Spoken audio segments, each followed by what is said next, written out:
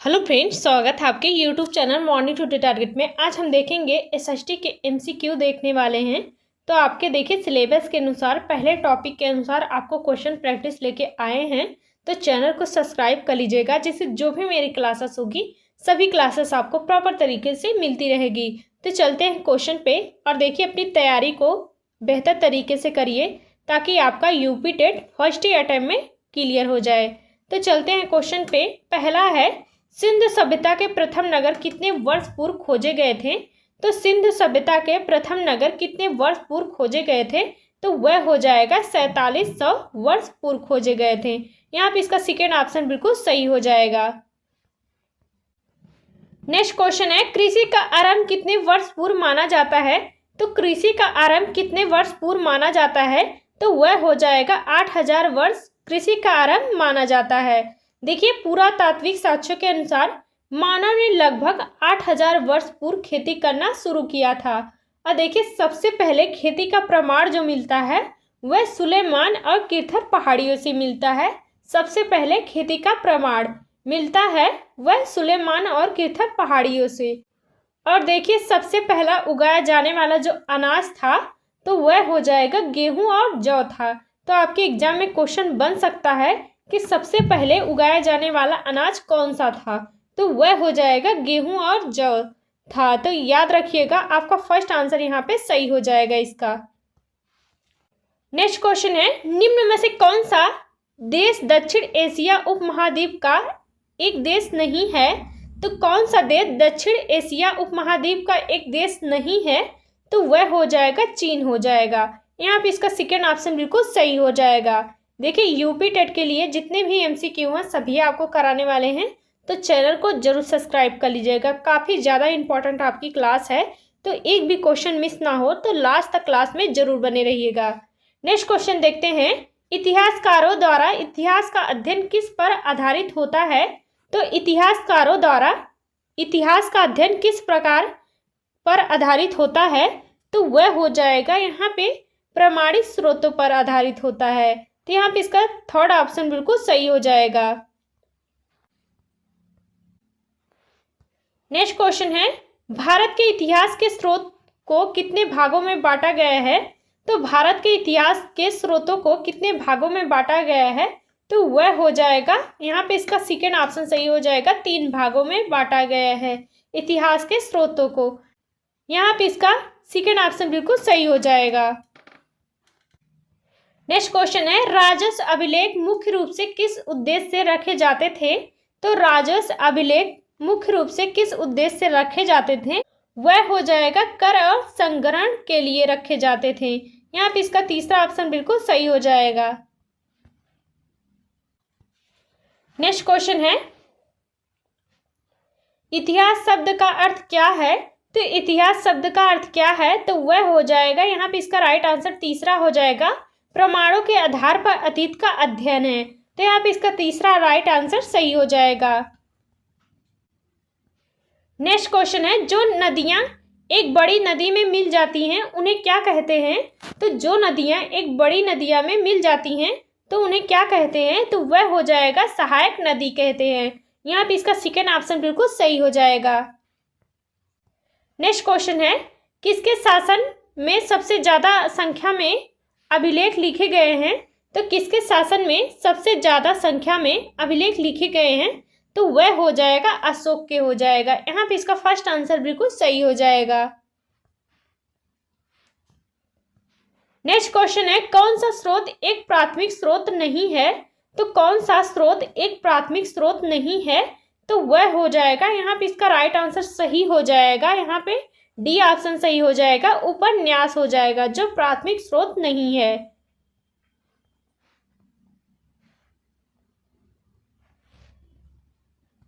Next question है, 1817 में भारत का इतिहास लिखने वाले अंग्रेज अधिकारी कौन थे? तो 1817 में भारत का इतिहास लिखने वाले अंग्रेज अधिकारी कौन थे? तो वह हो जाएगा यहाँ पे इसका फर्स्ट आंसर सही हो जाएगा, जेम्स मिल थे। यहाँ पे इसका फर्स्ट आंसर बिल्कुल सही हो जाएगा। नेक्स्ट क्वेश्चन है, अतीत में बनी और प्रयोग में लाई वस्तुओं का अध्ययन करने वाला व्यक्ति क्या कहलाता है? तो अतीत में बनी और प्रयोग में लाई वस्तुओं का अध्ययन कराने वाला व्यक्ति क्या कहलाता है? तो वह हो जाएगा, इसका राइट आंसर सही हो जाएगा सेकेंड ऑप्शन, पुरातात्विद कहलाता है। यहाँ पे इसका सेकेंड ऑप्शन बिल्कुल सही हो जाएगा। नेक्स्ट क्वेश्चन है, ब्रिटिश भारत में भारत शब्द किस रूप में देखा जाता था? तो ब्रिटिश भारत में भारत शब्द किस रूप में देखा जाता था? तो वह हो जाएगा, इसका राइट आंसर यहाँ पे तीसरा हो जाएगा, एक उपनिवेश के रूप में देखा जाता था। नेक्स्ट क्वेश्चन है, जैसमिल किस देश से संबंधित थे? तो जैसमिल किस देश से संबंधित थे? तो वह हो जाएगा, इसका राइट आंसर सही हो जाएगा, ब्रिटेन से थे संबंधित। नेक्स्ट क्वेश्चन है, जैसमिल ने अपने इतिहास ग्रंथ में भारत के इतिहास को कितने भागों में बांटा था? तो जैसमिल ने अपने इतिहास ग्रंथ में भारत के इतिहास को कितने भागों में बांटा था? तो वह हो जाएगा, इसका राइट आंसर सही हो जाएगा, सेकेंड ऑप्शन सही हो जाएगा। यहाँ पे इसका राइट आंसर सेकेंड ऑप्शन सही हो जाएगा, 3 भागों में बांटा था, हिंदू, मुस्लिम और ब्रिटिश, 3 भागों में बांटा था जैसमिल ने अपने इतिहास ग्रंथ को।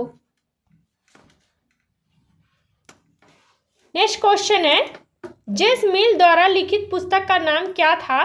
तो जैसमिल द्वारा लिखित पुस्तक का क्या नाम था? तो वह हो जाएगा, इसका राइट आंसर यहाँ पे फर्स्ट आंसर सही हो जाएगा, हिस्ट्री ऑफ ब्रिटिश इंडिया था जैसमिल द्वारा लिखी गई पुस्तक का नाम। नेक्स्ट क्वेश्चन है, लगभग 8000 वर्ष पूर्व सुलेमान तथा किर्थर क्षेत्र के लोगों ने पशु को पालतू बनाया था। तो पहला भेड़, तो आपका बिल्कुल सही हो जाएगा, दूसरा है बकरी, तो आपका दूसरा भी सही हो जाएगा, तीसरा गाय बैल, यहाँ पे इसका राइट आंसर उपयुक्त सभी हो जाएगा, सभी को पालतू बनाया था लगभग 8000 वर्ष पूर्व के लोगों ने। नेक्स्ट क्वेश्चन है, इंडिया शब्द किस शब्द से निकला है? तो इंडिया शब्द किस शब्द से निकला है? तो वह हो जाएगा, इंडस शब्द से निकला है, यहाँ पे इसका फर्स्ट आंसर सही हो जाएगा। और जितने भी लोग अभी तक चैनल को लाइक सब्सक्राइब नहीं किए हैं तो वह जरूर सब्सक्राइब कर लीजिएगा। देखिए आपकी डेली प्रैक्टिस सेट चलने वाली है तो चैनल को जरूर सब्सक्राइब कर लीजिएगा। कल आपकी देखिए हिंदी की प्रैक्टिस सेट चलने वाली है तो चैनल को सब्सक्राइब कर लीजिएगा ताकि जो भी मेरी क्लासेस हो सभी क्लासेस आपको प्रॉपर तरीके से मिलती रहे। नेक्स्ट क्वेश्चन है, अतीत में उपमहाद्वीप के लोग यात्राएं क्यों करते थे? क्या कारण था? तो वह हो जाएगा, यहाँ पे इसका राइट आंसर सही हो जाएगा, पहला काम की तलाश में, तो आपका पहला भी बिल्कुल सही हो जाएगा, दूसरा है प्राकृतिक आपदाओं के कारण, तो दूसरा भी सही हो जाएगा, तीसरा है व्यापार के लिए, तो तीसरा भी सही हो जाएगा। यहाँ पे इसका राइट आंसर उपयुक्त सभी हो जाएगा, सभी के लिए अतीत में उपमहाद्वीप के लोग यात्राएं करते थे। नेक्स्ट क्वेश्चन है, गंगा के दक्षिण में फैला गंगा तथा इसकी सहायक नदी सोन के आसपास का क्षेत्र प्राचीन काल में किस नाम से जाना जाता था? तो वह हो जाएगा, यहाँ पे इसका सेकेंड ऑप्शन सही हो जाएगा, मगध के नाम से जाना जाता था। नेक्स्ट क्वेश्चन है, अंग्रेज भारत में क्या लाना चाहते थे? तो अंग्रेज भारत में क्या लाना चाहते थे? तो इसका राइट आंसर यहाँ पे सेकेंड ऑप्शन सही हो जाएगा, पश्चिमी सभ्यता और शिक्षा को लाना चाहते थे भारत में अंग्रेज, यहाँ पे इसका सेकेंड ऑप्शन बिल्कुल सही हो जाएगा। नेक्स्ट क्वेश्चन है, अंग्रेजों के अनुसार भारत किस काल में था? तो अंग्रेजों के अनुसार भारत किस काल में था? तो वह हो जाएगा, इसका सेकेंड ऑप्शन सही हो जाएगा, बर्बर युग काल में था, तो इसका सेकेंड ऑप्शन बिल्कुल सही हो जाएगा। नेक्स्ट क्वेश्चन है, ऐतिहासिक जानकारी का सबसे प्रमुख स्रोत क्या है? तो ऐतिहासिक जानकारी का सबसे प्रमुख स्रोत क्या है? तो वह हो जाएगा, इसका थर्ड ऑप्शन सही हो जाएगा, लिखित दस्तावेज है ऐतिहासिक जानकारी का प्रमुख स्रोत। नेक्स्ट क्वेश्चन है, ईस्ट इंडिया कंपनी ने भारत पर कब शासन करना शुरू किया था? तो ईस्ट इंडिया कंपनी ने भारत पर कब शासन करना शुरू किया था? तो वह हो जाएगा, इसका राइट आंसर यहाँ पे सेकेंड ऑप्शन सही हो जाएगा, 1757 में भारत पे शासन करना शुरू किया था ईस्ट इंडिया कंपनी ने। नेक्स्ट क्वेश्चन है, अतीत का अध्ययन करने वाले व्यक्ति को क्या कहते हैं? तो अतीत का अध्ययन करने वाले व्यक्ति को क्या कहते हैं? तो वह हो जाएगा, इसका राइट आंसर यहाँ पे सही हो जाएगा, पहला हो जाएगा, इतिहासकार कहते हैं। तो अतीत का अध्ययन करने वाले व्यक्ति को इतिहासकार कहते हैं। नेक्स्ट क्वेश्चन है, प्रारंभ पांडुलिपियां कहाँ से प्राप्त होती थी? तो प्रारंभ पांडुलिपियां कहाँ से प्राप्त होती थी? तो वह हो जाएगा मंदिरों तथा विहारों में प्राप्त होती थी। तो आपका राइट आंसर पहला बिल्कुल सही हो जाएगा। देखिए जितने भी क्वेश्चन है सभी इंपॉर्टेंट हैं, तो एक भी क्वेश्चन मिस मत करिएगा। नेक्स्ट क्वेश्चन है, भारतीय पुरालेखों को संरक्षित करने का कार्य कौन कराता है? तो भारतीय पुरालेखों को संरक्षित करने का कार्य कौन कराता है? तो वह हो जाएगा पुरातत्व विभाग कराता है। यहाँ पे इसका सेकंड ऑप्शन बिल्कुल सही हो जाएगा। देखिए जितने भी लोग अभी तक लाइक नहीं किए हैं तो फटाफट आप लोग लाइक जरूर कर दीजिए। नेक्स्ट क्वेश्चन है, जेम्स मिल ने किस धर्म को सभ्य माना? तो जेम्स मिल ने किस धर्म को सभ्य माना था? तो वह हो जाएगा, यहाँ पे इसका तीसरा ऑप्शन सही हो जाएगा, ईसाई धर्म को जेम्स मिल ने सभ्य धर्म माना था। तो आपका तीसरा ऑप्शन यहाँ पे बिल्कुल सही हो जाएगा। और देखिए कमेंट करके जरूर बताइएगा आपके कितने सही क्वेश्चन बने हैं। नेक्स्ट क्वेश्चन है, प्राकृत भाषा का प्रयोग कौन करते थे?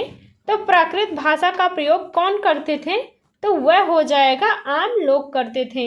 यहाँ पे इसका सेकंड ऑप्शन बिल्कुल सही हो जाएगा। नेक्स्ट क्वेश्चन है, ईसाई धर्म के प्रवर्तक कौन थे?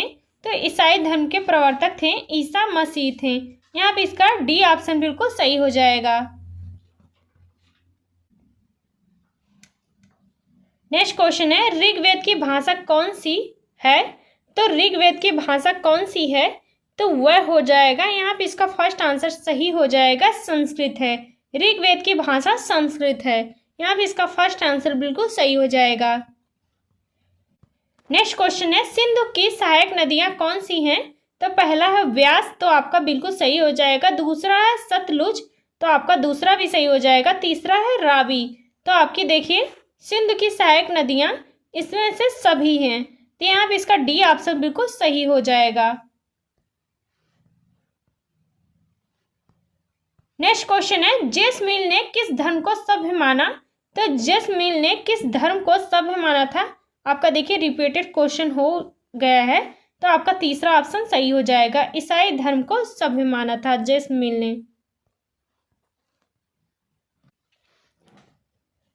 नेक्स्ट क्वेश्चन है, इतिहास को समझने के लिए हमें किन पर ध्यान देना चाहिए? तो इतिहास को समझने के लिए हमें किन पर ध्यान देना चाहिए? तो वह हो जाएगा, यहाँ पे इसका राइट आंसर सही हो जाएगा। तीसरा ऑप्शन सही हो जाएगा, घटनाओं के समय और स्थान पर ध्यान देना चाहिए इतिहास को समझने के लिए। तो यहाँ पे इसका तीसरा ऑप्शन बिल्कुल सही हो जाएगा। नेक्स्ट क्वेश्चन है, आधुनिक काल का संबंध किससे है?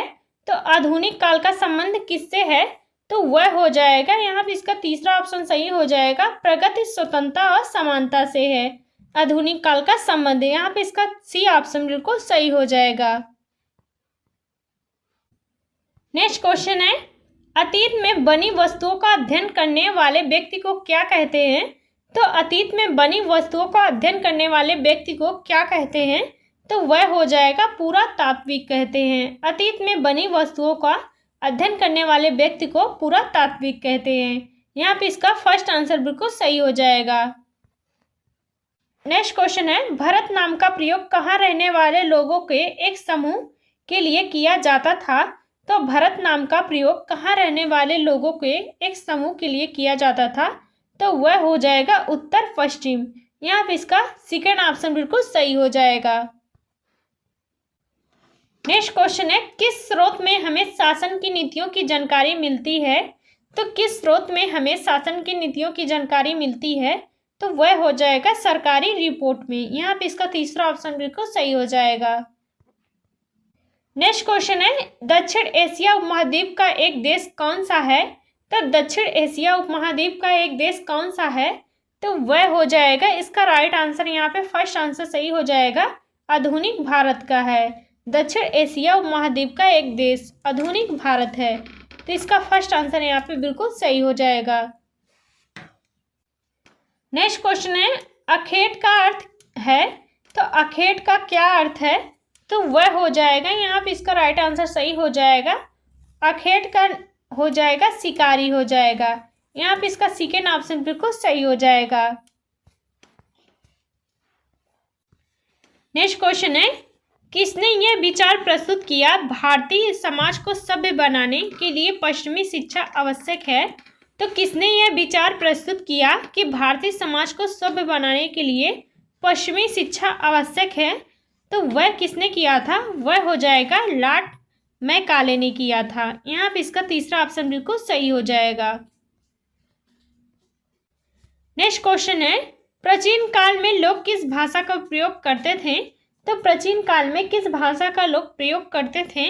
तो वह हो जाएगा, इसका डी ऑप्शन सही हो जाएगा, प्राकृत भाषा का प्राचीन भाषा के लोग करते थे प्रयोग। यहाँ पे इसका डी ऑप्शन बिल्कुल सही हो जाएगा। नेक्स्ट क्वेश्चन है, पांडुलिपियां किस पेड़ की छाल से बनाई जाती थी? पांडुलिपियां किस पेड़ की छाल से बनाई जाती थी? वह हो जाएगा भूर्ज नामक पेड़ की छाल पे बनाई जाती थी। यहाँ पे इसका सी ऑप्शन बिल्कुल सही हो जाएगा। नेक्स्ट क्वेश्चन है, वर्ष की गणना किसकी जन्म तिथि से की जाती है? तो वर्ष की गणना किसकी जन्म तिथि से की जाती है? तो वह हो जाएगा ईसा मसीह के जन्म की तिथि से की जाती है। यहाँ पे इसका डी ऑप्शन बिल्कुल सही हो जाएगा। देखिए, आपके लिए कुछ महत्वपूर्ण वन लाइनर क्वेश्चन लिए हैं जो आपके एग्जाम में पूछे जा सकते हैं, काफ़ी ज़्यादा इंपॉर्टेंट है। तो देखिएगा, भारतीय इतिहास का जनक किसे कहा जाता है? तो भारतीय इतिहास का जनक कहा जाता है वह यूनानी इतिहासकार मेगास्थनीज को कहा जाता है भारतीय इतिहास का जनक, और जिन्होंने चंद्रगुप्त मौर्य के शासनकाल के दौरान भारत का विवरण दिया था। तो याद रखिएगा। नेक्स्ट क्वेश्चन देखते हैं, सिंधु घाटी सभ्यता की शुरुआत कब मानी जाती है? तो सिंधु घाटी सभ्यता की शुरुआत मानी जाती है, यह सभ्यता लगभग 3313 वर्ष ईसा पूर्व की मानी जाती है, जो सिंधु नदी के किनारे विकसित हुई थी। तो याद रखिएगा। नेक्स्ट क्वेश्चन है, मानव ने सबसे पहले किस धातु का प्रयोग किया था? तो मानव ने किस धातु का प्रयोग सबसे पहले किया था? वह हो जाएगा तांबे कॉपर का, जिनका उपयोग ताम्र प्रसार युग में शुरू हुआ था। तो याद रखिएगा। नेक्स्ट क्वेश्चन है, वैदिक सभ्यता किस नदी के किनारे विकसित हुई थी? तो वैदिक सभ्यता किस नदी के किनारे विकसित हुई थी? तो वह हो जाएगा सरस्वती नदी के किनारे विकसित हुई थी वैदिक सभ्यता। नेक्स्ट क्वेश्चन है, हड़प्पा सभ्यता का प्रमुख बंदरगाह कौन सा था? तो हड़प्पा सभ्यता का प्रमुख बंदरगाह कौन था? तो वह हो जाएगा लोथल, जो गुजरात में है लोथल। तो आपका राइट आंसर यहाँ पे सही हो जाएगा। नेक्स्ट क्वेश्चन है, श्रीनगर की स्थापना किस मौर्य शासक ने की थी? तो वह हो जाएगा सम्राट अशोक ने की थी श्रीनगर की स्थापना। नेक्स्ट क्वेश्चन है, गौतम बुद्ध का जन्म कहाँ हुआ था? तो गौतम बुद्ध का जन्म लुम्बिनी में हुआ था। नेक्स्ट क्वेश्चन है, मेहरगढ़ बलूचिस्तान किस लिए प्रसिद्ध है? तो मेहरगढ़ बलूचिस्तान किस लिए प्रसिद्ध है? तो यह हो जाएगा, यहाँ से गेहूं के उत्पादन के सबसे प्राचीनतम साक्ष्य मिलते हैं। तो याद रखिएगा, जितने भी क्वेश्चन हैं सारे इंपॉर्टेंट है। नेक्स्ट क्वेश्चन है, प्राचीनतम संस्कृत व्याकरण ग्रंथ अष्टाध्यायी के रचनाकार कौन थे? तो प्राचीनतम संस्कृत व्याकरण के ग्रंथ अष्टाध्यायी के रचनाकार कौन थे? जैसा कि आप सभी जानते हैं ये क्वेश्चन, तो पाणिनि थे। तो आपका राइट आंसर सही हो जाएगा। नेक्स्ट क्वेश्चन है, इतिहास का वह समय क्या कहलाता है जब लेखन कला का ज्ञान नहीं था? इतिहास का वह समय क्या कहलाता है जब लेखन कला का ज्ञान नहीं था? तो वह हो जाएगा प्रागैतिहासिक काल कहलाता है। तो देखिए, आज के लिए बस इतना ही। मिलते हैं नेक्स्ट क्लास में। तो कमेंट में ज़रूर बताइएगा आपको आज की क्लास कैसी लगी। तो मिलते हैं नेक्स्ट क्लास में।